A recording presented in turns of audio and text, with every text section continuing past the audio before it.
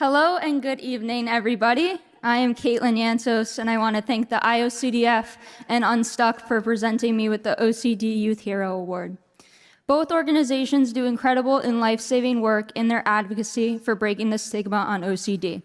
I am absolutely honored to receive this award. My onset of OCD symptoms started when I was around 7 years old. My mind would torment me with graphic, intrusive thoughts about hurting the people I cared the most about. I didn't know what was going on inside my brain, and I grew up thinking I was a terrible kid for having these gory thoughts. I always thought, I'm not a violent kid. Why do I have these thoughts? I eventually went to a therapist years later and got diagnosed with OCD in the 5th grade. During my sophomore year of high school, my OCD was at a different level. My intrusive thoughts, images, and videos became even more frequent and vivid, and I wasn't sure what to do or where to go. It was at a point where I thought it would be best to end my life. I was doing upwards of 14 hours of compulsions a day, not being able to be on the same floor of the house as my parents or my dog, not being able to hang out with friends, not being able to sleep, and completely isolating myself in fear that I would act on one of my thoughts. My mind was like a horror movie that I couldn't escape, and I begged God every night to take my life away. Later on, my parents put me in an IOP in fear that if I didn't get immediate help, my OCD would kill me. Engaging in ERP saved my life.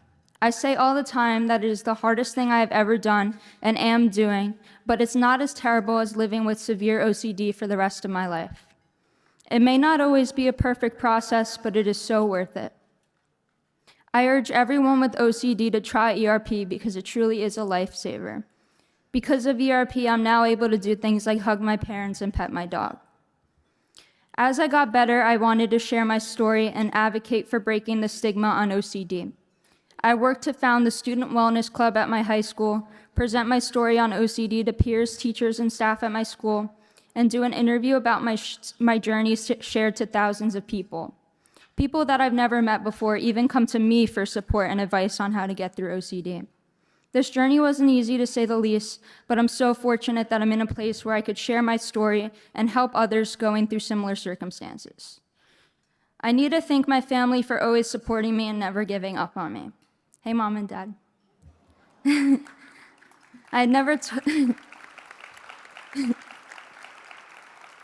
Thank you.